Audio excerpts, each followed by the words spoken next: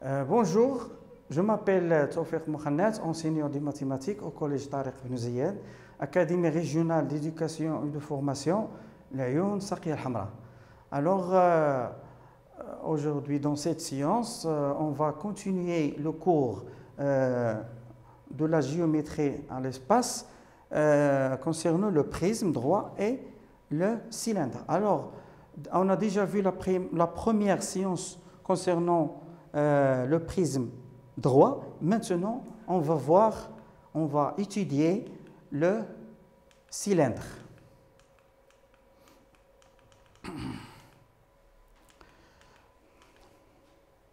Alors, on passe à l'activité suivante. On considère le cylindre de révolution suivant. Voilà. Alors, on a un cylindre. Comme vous voyez, ce cylindre constitué de deux bases. Des bases sont des disques et une surface latérale. Premièrement, déterminer les segments représentant la hauteur du cylindre. Deuxièmement, citer les segments représentant le rayon du cylindre. Troisièmement, quelle est la nature du quadrilatère ABCD dans ce cylindre? Quelle est la nature de chaque base du cylindre?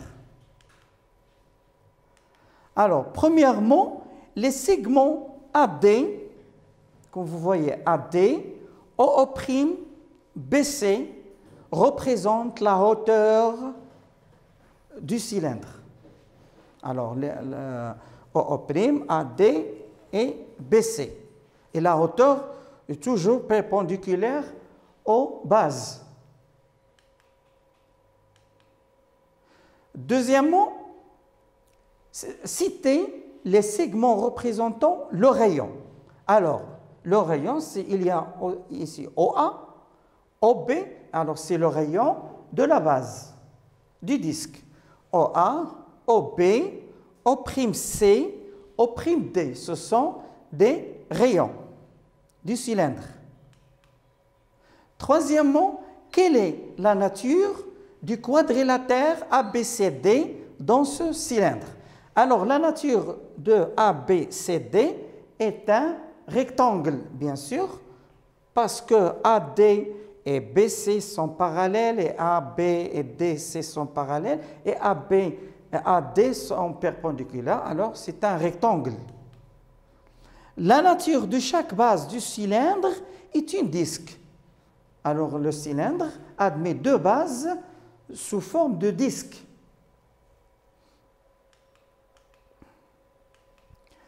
On passe à la définition du cylindre. Un cylindre de révolution est un solide qui possède deux bases parallèles, première base et deuxième base sont parallèles, sont toujours des disques. De même rayon, bien sûr, elles peuvent être confondues, c'est-à-dire ils sont superposables. Superposables, c'est-à-dire elles peuvent être confondues. Voilà la première base et la deuxième base.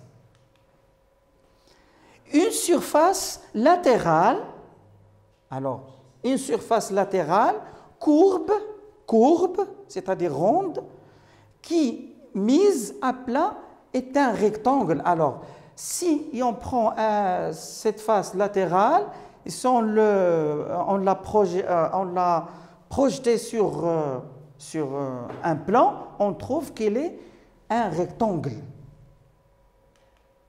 Le voilà. La hauteur, alors OO' est la hauteur du cylindre.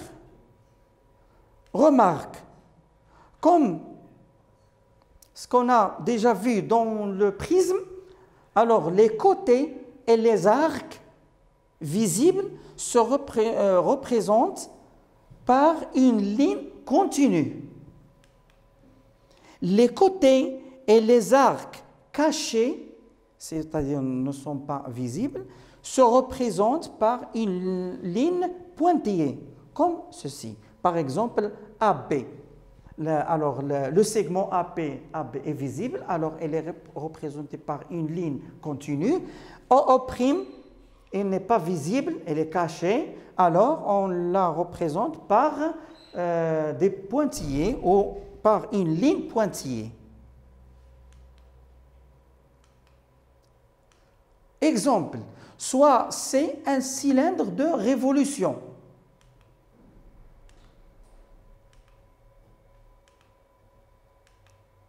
Alors, OO', EH et FG sont les hauteurs de ce cylindre.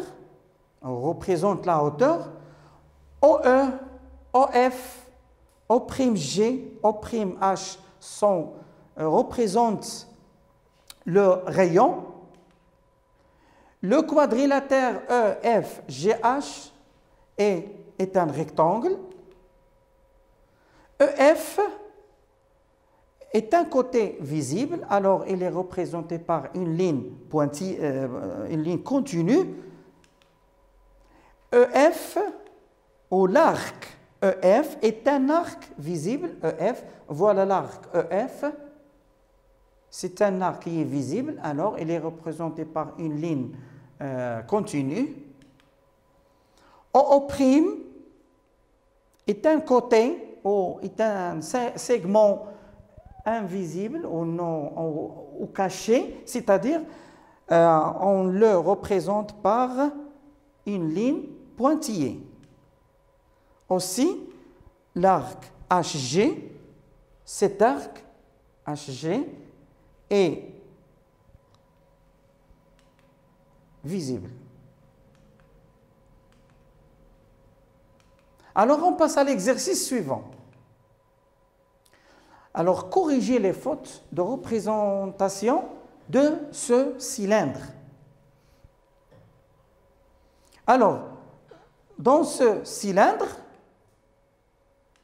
il y a des fautes, on va les corriger. Par exemple, vous voyez que l'arc AB où ce contour est visible, alors il doit se représenter par une ligne continue.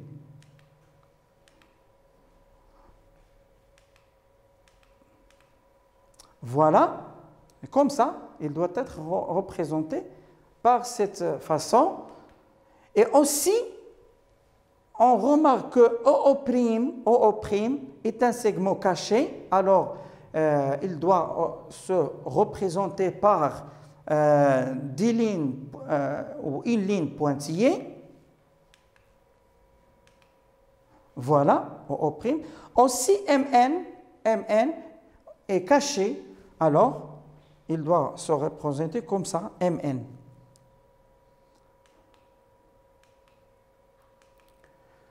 On passe à l'activité suivante. Alors, développer le cylindre de révolution suivant. Alors, si on développe le cylindre, on obtient, voilà, d'abord, ce rectangle, c'est la face latérale ou la surface latérale. Et il nous reste les deux bases qui sont considérées comme des disques superposables, c'est-à-dire ils peuvent être confondus. Alors voilà, cette représentation s'appelle, ou cette figure s'appelle le patron de cylindre. Alors, la surface latérale, voilà, la surface latérale. Et la base, c'est le disque, ce disque. Et la hauteur. Voilà la hauteur, EH. Voilà, c'est EH ou FG.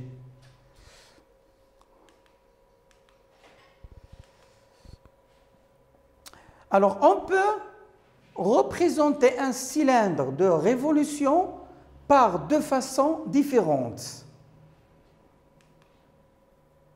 Première façon, c'est en perspective cavalière, et deuxième façon, à l'aide d'un patron. Alors, perspective cavalière, c'est par cette façon, et à l'aide d'un patron, c'est comme ça, ce qu'on a déjà vu maintenant.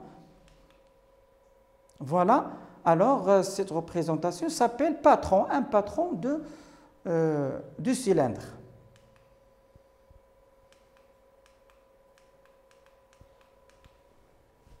Alors la hauteur, bien sûr,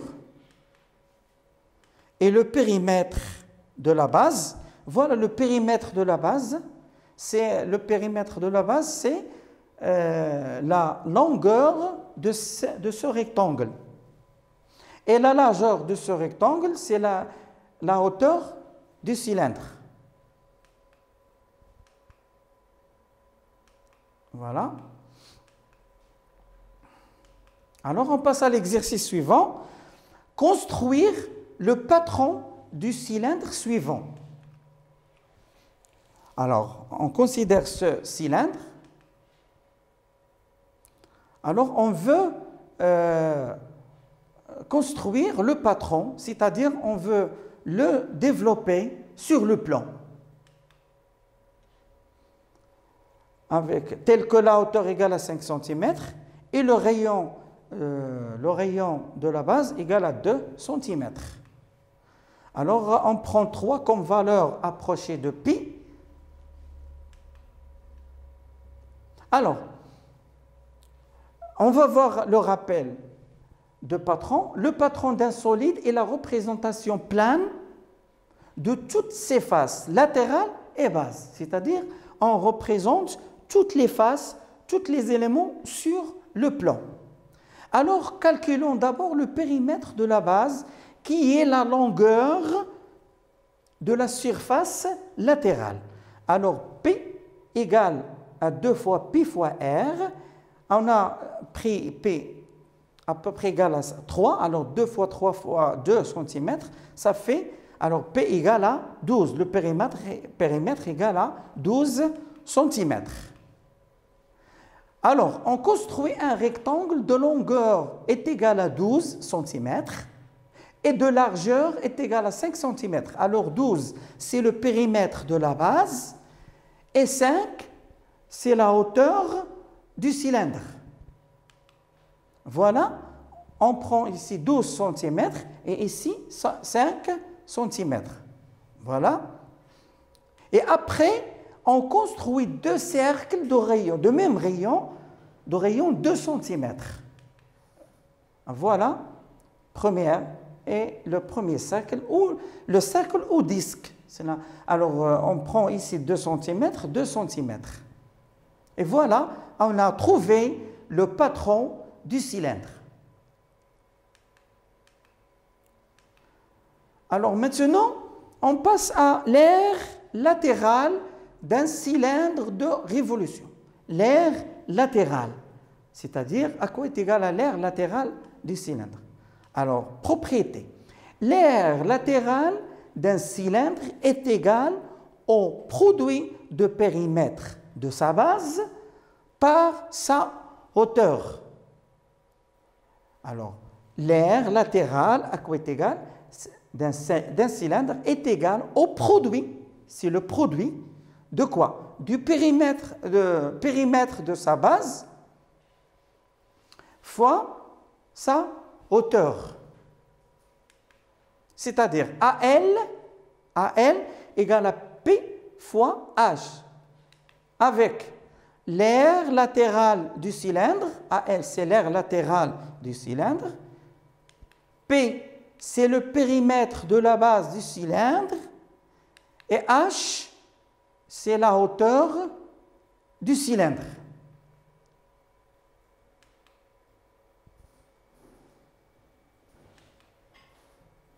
Alors,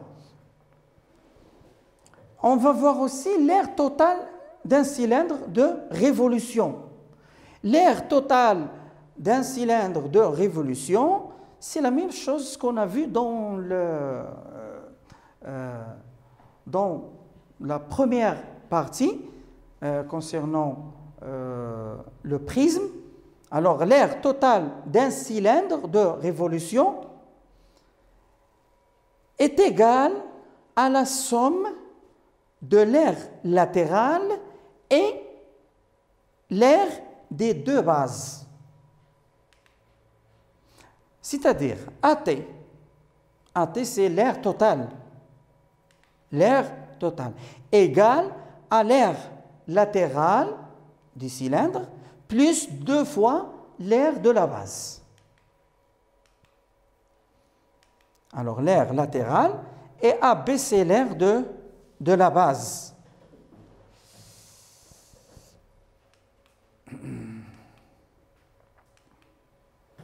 Maintenant, on passe à l'exercice suivant.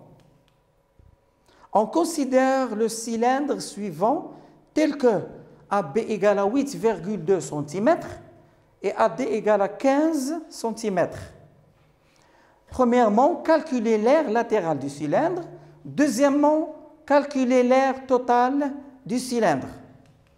On prend toujours 3 comme valeur approchée de pi.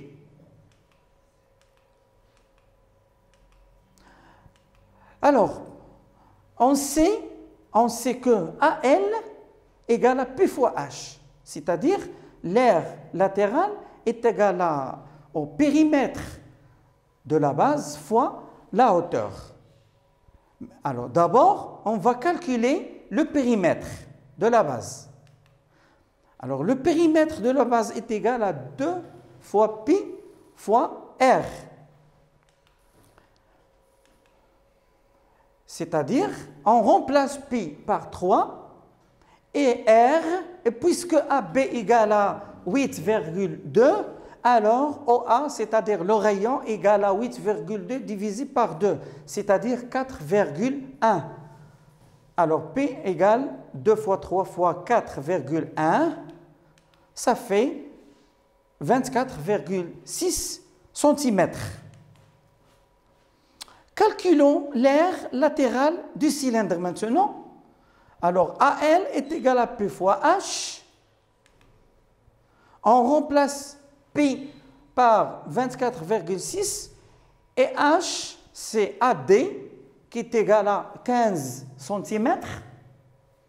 Alors, on trouve que AL est égal à 369 cm au carré. Deuxièmement, on calcule maintenant l'aire totale du cylindre. Alors, on a déjà vu, l'aire totale du cylindre est égale à la somme de l'aire latérale plus 2 fois l'aire de la base. Voilà, on sait que AT égale à AL plus 2AB. Calculons l'aire de la base d'abord. Alors, l'aire de la base AB égale à P fois R au carré. P fois R ou P fois R au carré. C'est-à-dire AB égale à 3, on remplace P par 3 et R est égal à 4,1 à la puissance 2. Ça fait AB est égal à 50,43 cm au carré. Alors, l'aire totale du cylindre est égale à L plus 2AB. On remplace AL par 369 cm au carré plus 2AB. AB, on remplace AB par 50,43 cm au carré et on calcule tout ça. On trouve que AT égale à 469,86 cm au carré.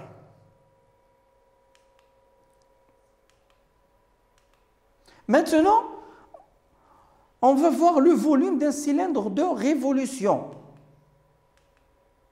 le volume d'un cylindre de révolution est égal au produit de l'air de sa base par sa hauteur.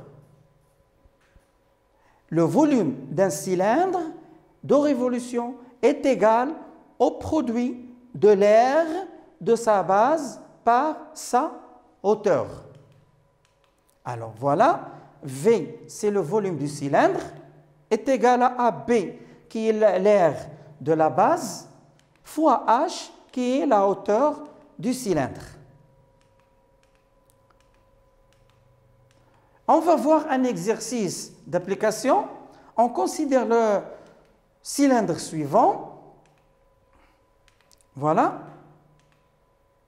Un cylindre de rayon 3 cm et de hauteur 8 cm. Et on prend toujours comme valeur approchée de pi 3. Alors, on veut calculer le volume V de cylindre, bien sûr. Alors, on sait que V égale à AB fois H, c'est-à-dire le volume est égal à l'air de la base fois la hauteur. Alors, calculons l'air de la base d'abord. Alors, à quoi est égal à AB? Alors, AB égale à pi fois R au carré, c'est-à-dire AB égale à, on remplace pi par 3 et on a aussi le rayon égal à 3, c'est-à-dire 3 fois 3 au carré, centimètre au carré. Alors, on trouve que AB est égal à 27 cm au carré. Maintenant, calculons le volume V. On sait que V est égal à AB fois H, c'est-à-dire l'air de la base fois la hauteur. Et on remplace AB par 27 et H par 8. Voilà. Et on trouve que V est égal à 216 cm au cube. Alors, centimètre au cube, c'est-à-dire centimètre à la puissance 3. On passe à l'exercice suivant.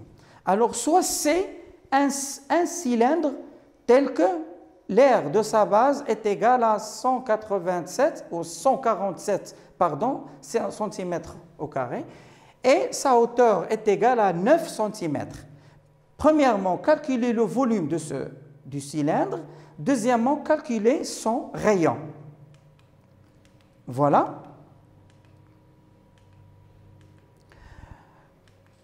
Alors, maintenant, on sait que V est égal à AB fois H, c'est-à-dire le volume égal à la surface de l'air de la base, c'est-à-dire l'air de la base fois la hauteur.